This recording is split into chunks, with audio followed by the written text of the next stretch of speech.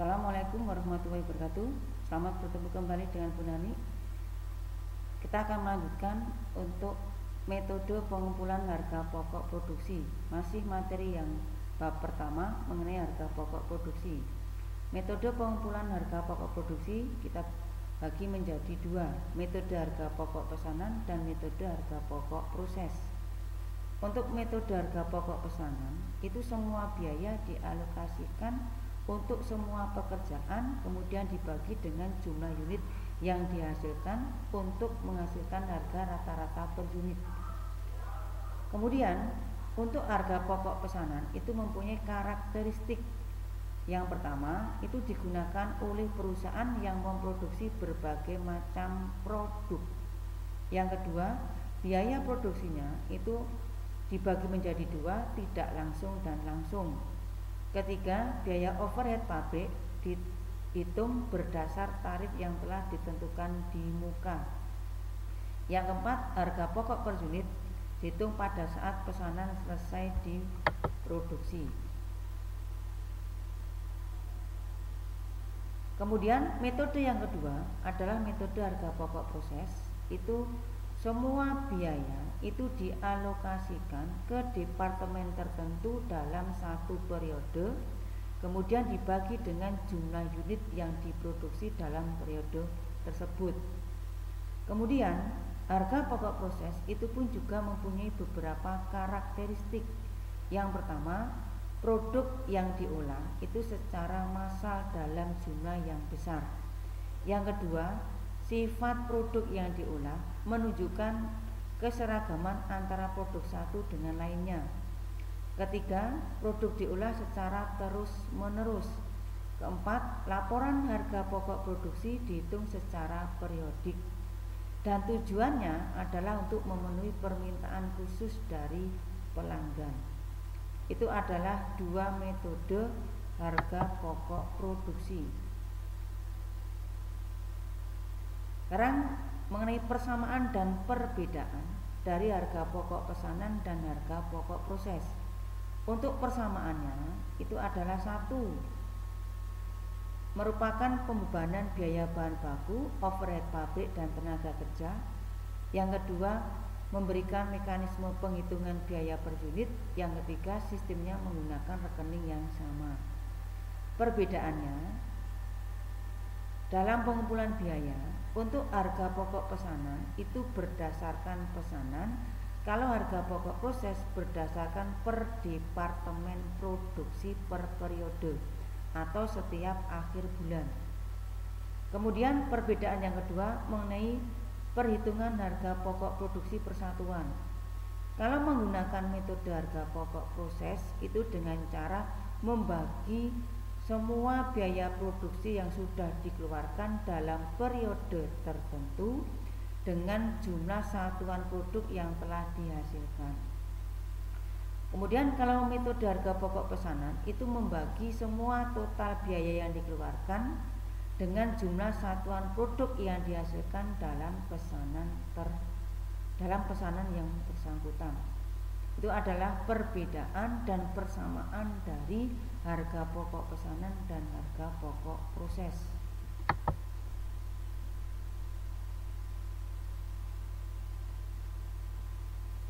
Kita lanjutkan mengenai klasifikasi biaya produksi.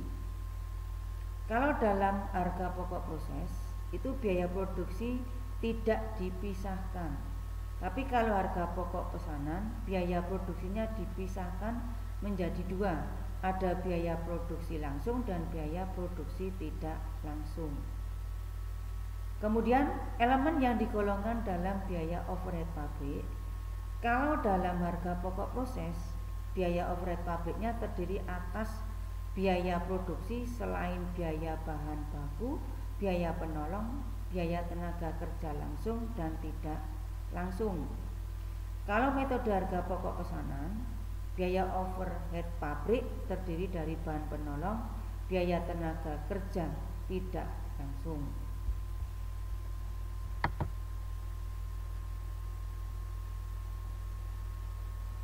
Karena unsur-unsur biaya produksi. Sebelum kita masuk ke unsur-unsur, kita harus tahu dulu pengertian dari biaya produksi. Yang dimaksud dengan biaya produksi adalah seluruh biaya yang berhubungan dengan fungsi produksi atau kegiatan pengelolaan bahan baku menjadi produk. Sehingga biaya produksi dibagi menjadi 3 unsur, atau bisa dikatakan unsur biaya produksi itu ada 3. 1, biaya bahan baku, merupakan biaya yang tidak terpisahkan dari produk jadi. Yang kedua, ada biaya tenaga kerja langsung, merupakan upah yang dibayarkan kepada pekerja dengan langsung. Yang ketiga, ada biaya overhead pabrik, adalah biaya produksi tapi selain biaya bahan baku dan biaya tenaga kerja langsung.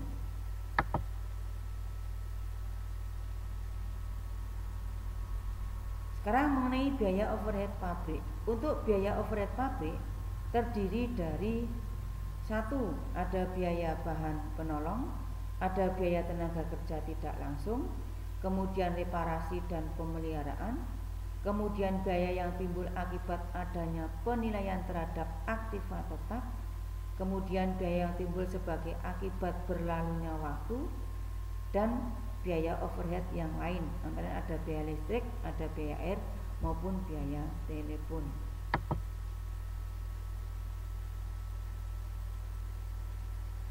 Sekarang mengenai 3 macam kapasitas untuk pembuatan anggaran BUP.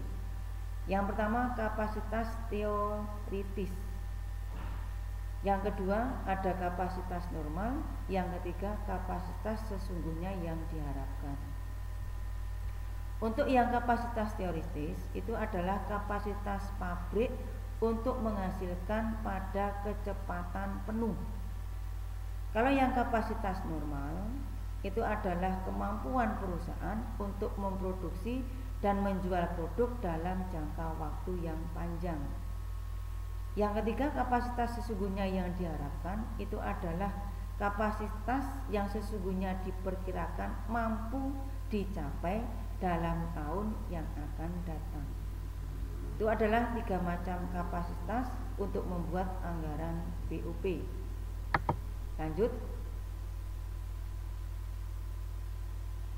Sekarang dasar pengumpulan biaya overhead pabrik ada 5. 1, satuan produk. 2, biaya bahan baku. 3, biaya tenaga kerja langsung. 4, jam tenaga kerja langsung. Yang kelima adalah jam mesin.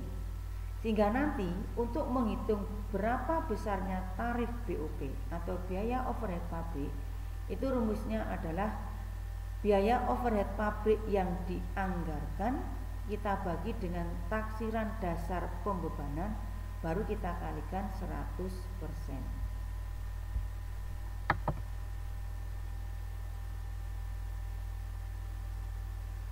Sekarang metode penentuan harga pokok produksi. Yang pertama, metode full costing. Artinya, seluruh biaya produksi sebagai harga pokok. Ada biaya bahan langsung, overhead pabrik, maupun tenaga kerja langsung. Yang kedua, variable costing. Itu biaya produksinya dapat berubah-ubah sesuai dengan output yang diperlakukan sebagai harga pokok. Itu adalah 2 metode untuk menentukan harga pokok produksi.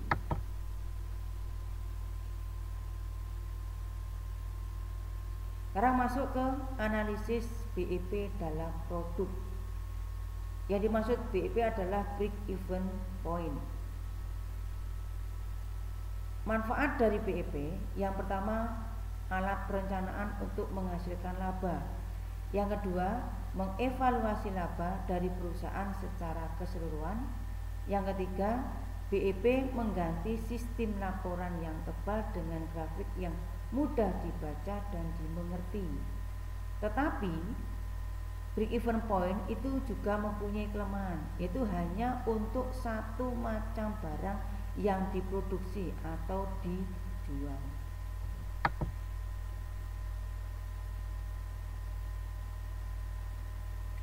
Sekarang metode penghitungan BEP. Yang pertama pakai pendekatan grafik. Berarti ini nanti BEP terjadi pada titik persilangan antara garis penghasilan dan garis total biaya. Nah, untuk mencari total biaya atau biaya total itu sama dengan biaya tetap ditambah biaya variabel. Yang kedua pakai pendekatan persamaan. Z sama dengan CX dikurangi BX dikurangi A. Y itu adalah laba, kemudian C itu harga jual per unit, X itu jumlah produk, B itu adalah biaya variabel satuan, dan A itu adalah biaya tetap total. Sehingga nanti CX itu merupakan hasil penjualan, kemudian yang BX itu adalah biaya variabel total. Kemudian yang ketiga pakai pendekatan margin kontribusi. Itu ada dua rumus. Kalau menghitung BEP dalam unit itu sama dengan total biaya tetap dibagi harga jual per unit dikurangi biaya variabel per unit. Kemudian yang BEP dalam rupiah itu adalah total biaya tetap dibagi 1 dikurangi total biaya variabel.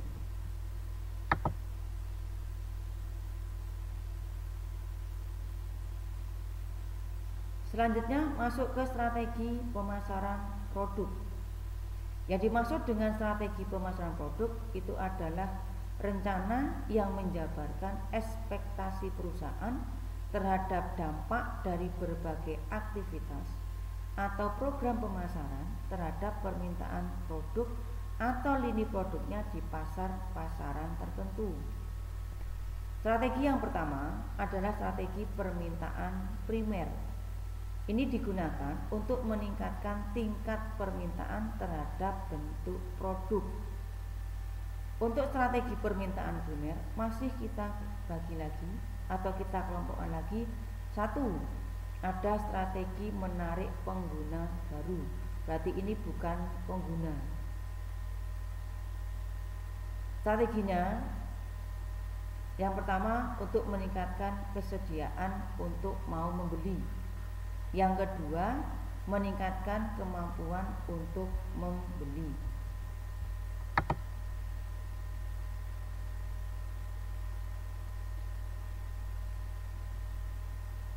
Terus yang kedua, strategi menaikkan tingkat pembelian dari pengguna saat ini. Kemudian strategi yang kedua, tadi adalah primer, sekarang strategi permintaan selektif. Untuk yang strategi permintaan selektif masih dibagi lagi. 1. Strategi memperluas pasar yang dilayani. Terus yang kedua, strategi merebut pelanggan dari pesaing. Masing-masing strategi ada langkah-langkahnya di situ.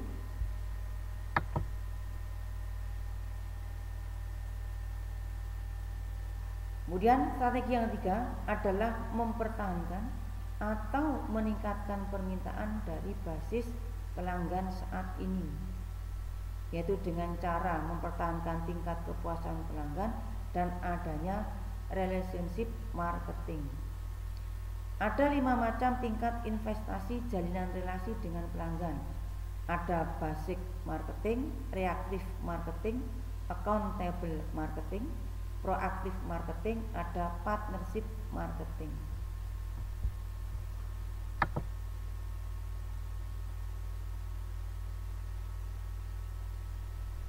Sekarang upayanya apa untuk menjalin relasi jangka panjang?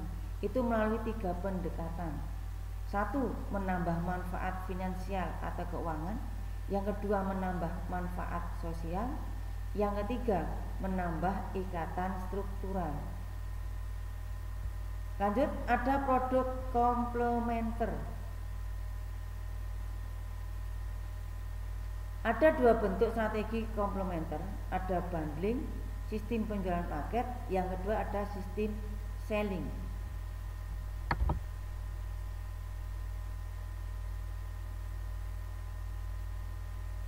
Sekarang pemilihan strategi pemasaran produk itu membutuhkan beberapa informasi. Informasi yang dibutuhkan antara lain 1.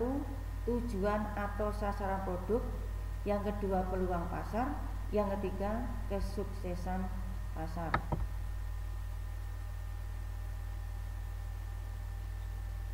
Sekarang pengembangan strategi pemasaran produk. Yang pertama adanya segmentasi pasar. Yang kedua penentuan posisi pasar atau market positioning.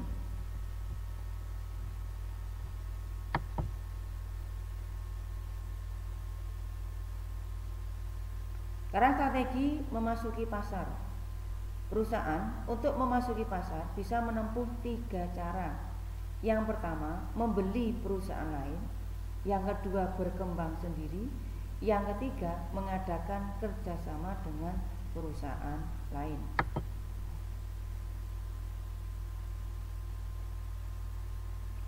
Sekarang masuk ke strategi marketing mix. Yang dimaksud dengan marketing mix atau bauran pemasaran itu adalah strategi pemasaran yang menggabungkan beberapa elemen di dalam marketing mix itu sendiri yang dilakukan secara terpadu. Elemen yang ada dalam konsep marketing mix atau bauran pemasaran itu ada 1 produk, yang kedua ada harga atau price, yang ketiga tempat, yang keempat adalah promosi.